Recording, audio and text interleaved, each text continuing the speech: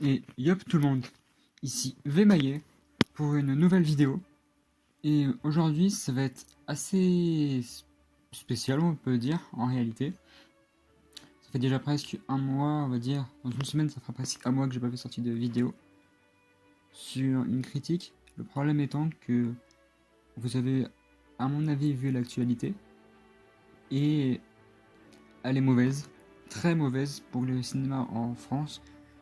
C'est-à-dire que le prochain film, possiblement, qu'on puisse voir, était de base Wonder Woman 1984. C'était le prochain sur lequel j'avais prévu de sortir une critique. Il devait sortir le 16 décembre, il sortira toujours le 16 décembre dans les pays où les cinémas sont ouverts, mais donc la France ne le sera pas.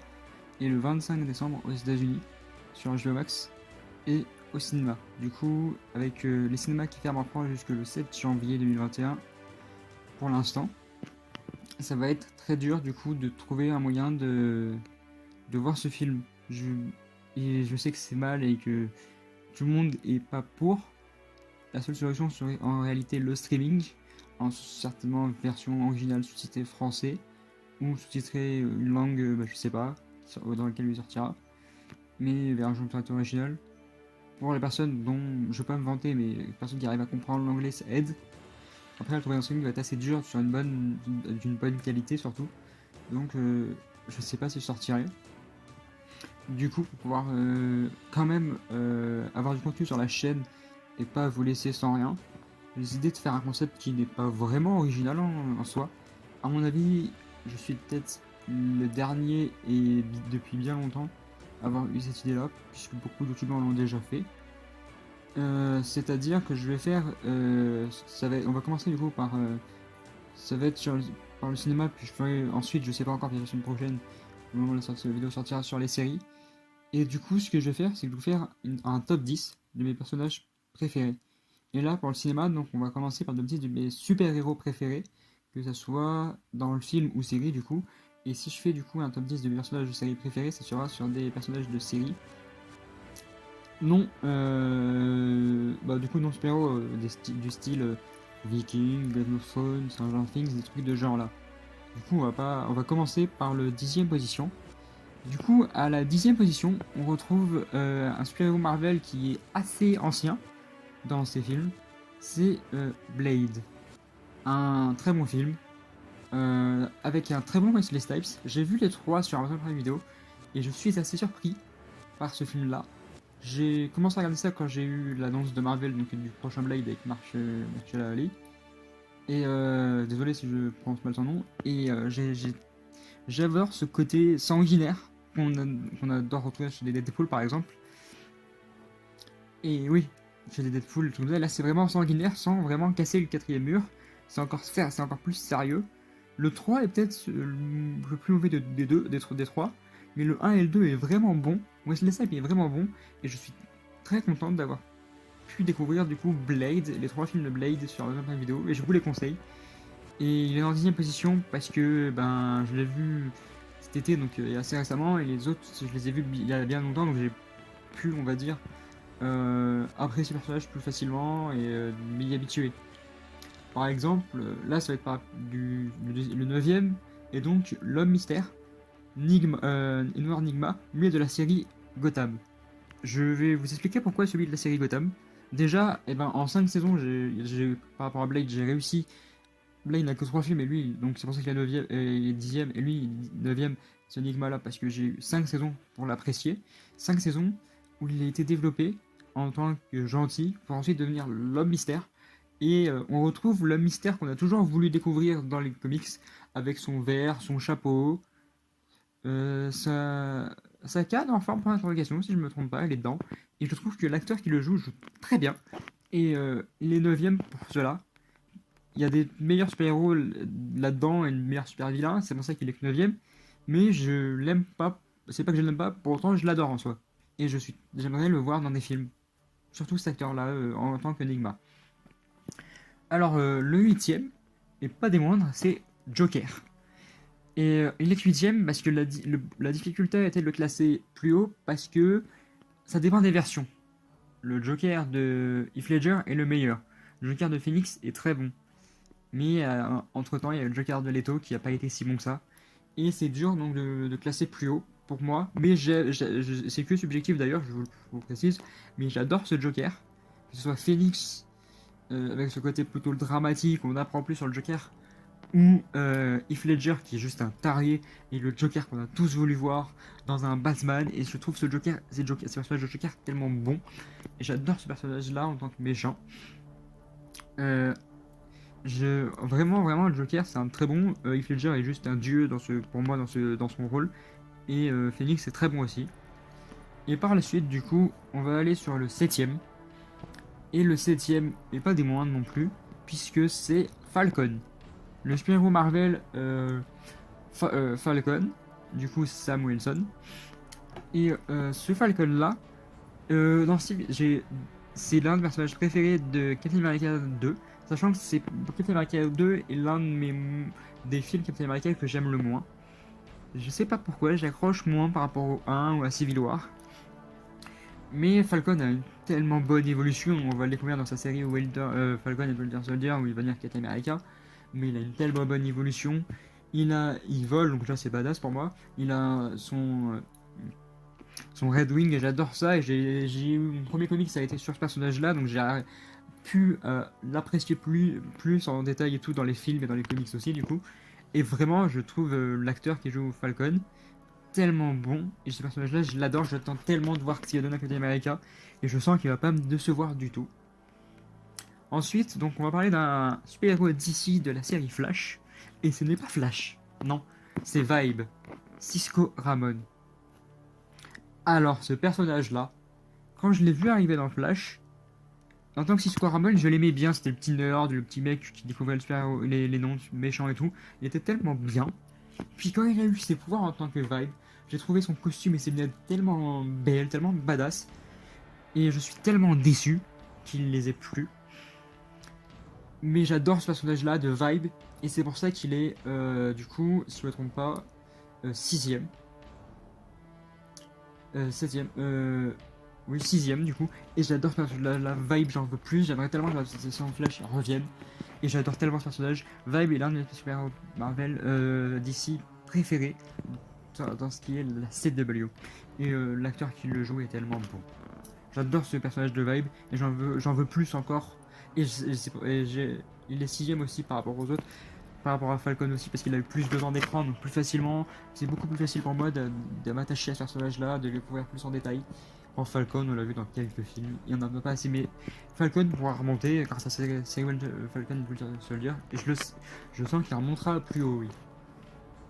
Ensuite, le cinquième est donc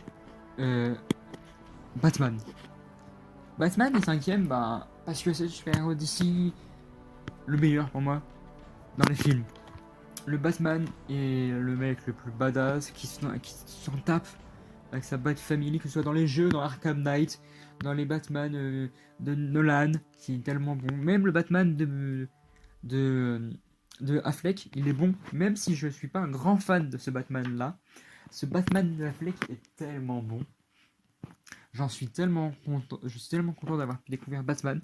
Surtout le Batman de Bale. Alors ça, pour moi, c'est le meilleur. Clairement, il est 3 fois mieux qu'Affleck. Et je sais que ça va faire débat. Mais j'adore ce personnage de Batman.